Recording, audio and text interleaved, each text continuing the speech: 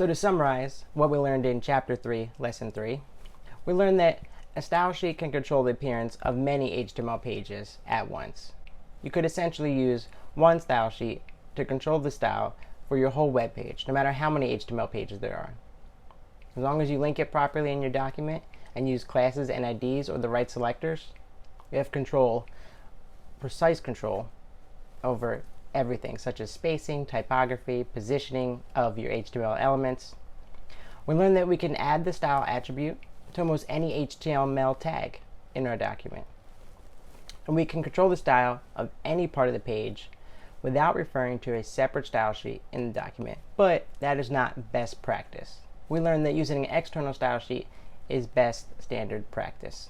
Coming up right now, I'm going to share my screen with you and show you a little bit of me coding an inline styling, internal styling, external style sheet, and linking to it. And I'll also show you how to create a class and an ID in CSS and what that looks like on the HTML side and what that looks like on the CSS side. So this is a basic HTML document with all our required tags.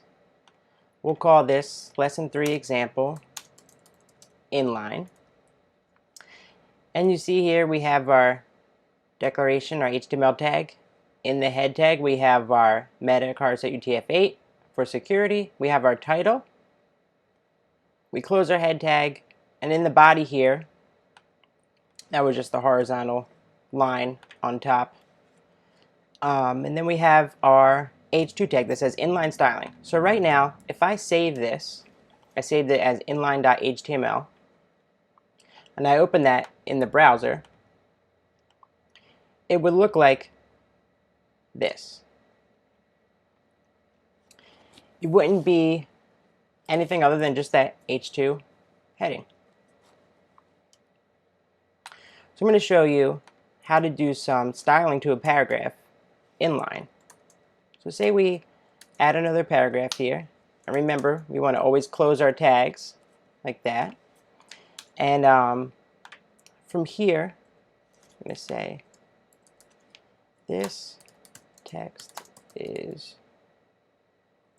green. Okay? Now if we save this, the text is just going to show up normal black. But if we want to style this, we can go here in our paragraph tag and put style equals, and then in quotes, color green, end it with a semicolon, and now everything in this between these paragraph tags is going to be green. So I will save that. I will reload this, and now we see this text is green, this text is green. So that's a simple way to do inline styling. But we also talked about another thing using the span tag. So say inside this we wanted to say this text is green, but this text is red. We would have to use our span tag, and that's just used as a placeholder to do styling in something. So we can span this style over a text.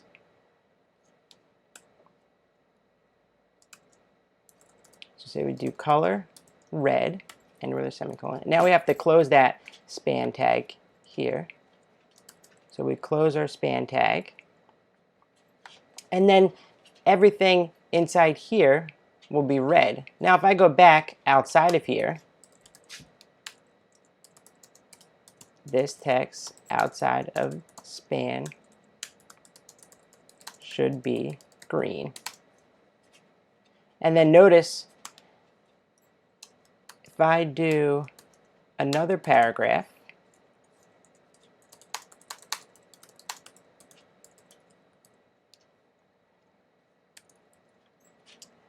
this isn't going to be affected. Only this paragraph is going to be styled.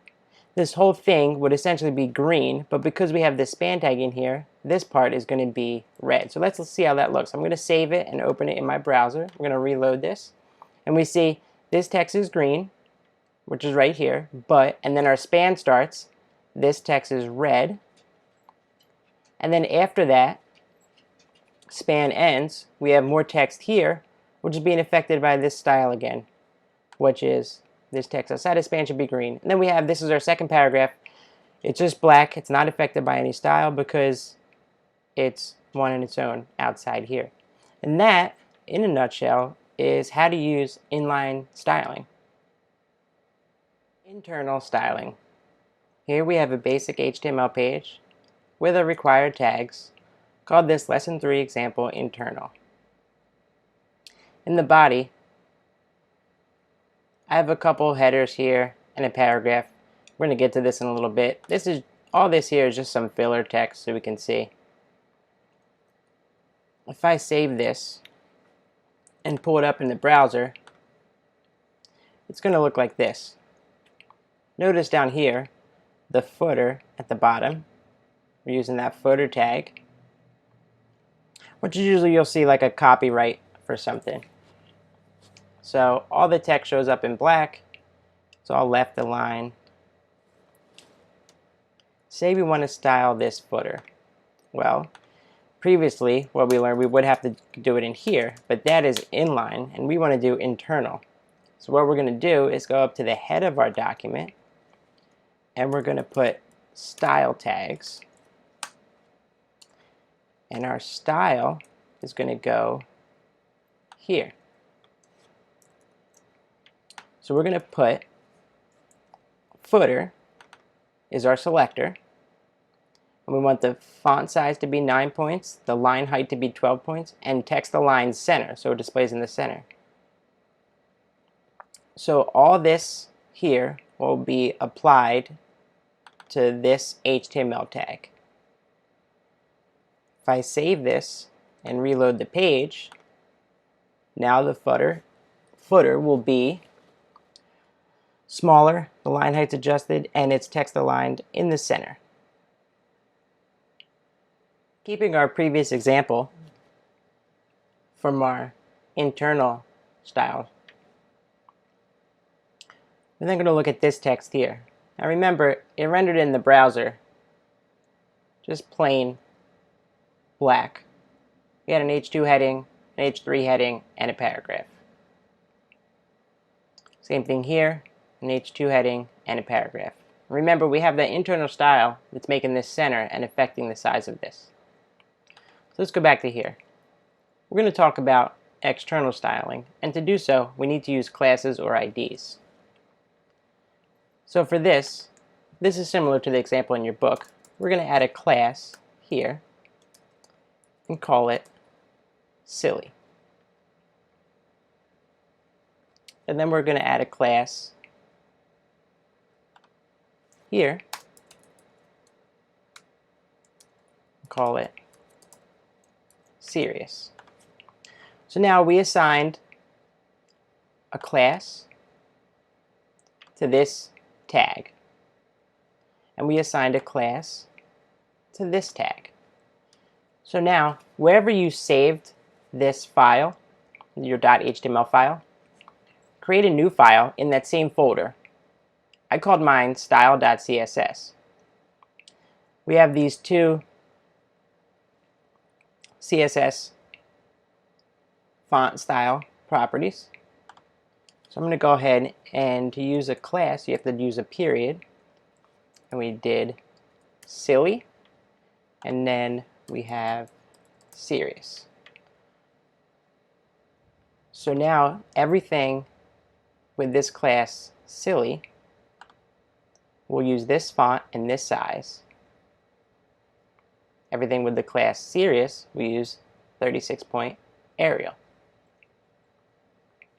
But we need to do one more thing so that this actually works, and we need to link this document to this document. In doing so, up here in the head, we link. Now the relationship to this is the style sheet, and the name of it is style.css. As long as you have it in the same folder that your HTML file is, all you need is the name. You don't need the full path. And we're going to close this out. Also, we don't want to do internal styling anymore, so we're going to copy this footer, and we're also going to put this over here in our external style. So we can erase, anytime we're moving from internal to external, we can just pretty much copy what we have in these style tags to our external file and remove that. Save our HTML file, save our CSS file, and see what it looks like when we reload the browser. Okay, now this one with the class silly, this one with the class serious. And notice our footer, even though we move that from internal to external, is still styled. Now we can go on and try to use an ID. So if we want to use an ID, we do it similar. Instead of class, we put ID. We'll put ID equals title. And then from here, we can go in our style. And since on the page that is above the footer, I'm going to put the style above. You typically want to style in order of the page right here. So instead of a period like in a class, we use the pound symbol. And that is title. We want to open our brackets. And everything we want to style to that will go in here. So the example from the book has this. So I'm going to save that. I'm also going to add a few more things. Say we do color just so we can see what we're doing. And say we make it red. And then also we give it a background of black. That way you can see what the border is and the outline is. So I'm going to save that. We're going to reload our page. And now text is red. This is the background. And remember I told you every tag has this imaginary border? Well, here, this paragraph, we gave it ID and we styled it with color and background. And now we're able to see what that actual border is. Now we can give those border rounded edges, change the color, add padding or margins. But essentially, this is how you use classes and IDs to interact with the page. And this is how you use an external style sheet. I hope that helped clear things up a little bit. Get to see coding in action always helped me understand it a little better. And you can always reference these PowerPoints and these videos. And if you don't understand, go back and read the chapter again. I would advise you don't move forward until you have a good grasp of this, because the rest of these lessons are just going to keep building on HTML and CSS. So thank you, and we will be back next lesson where we will talk about JavaScript.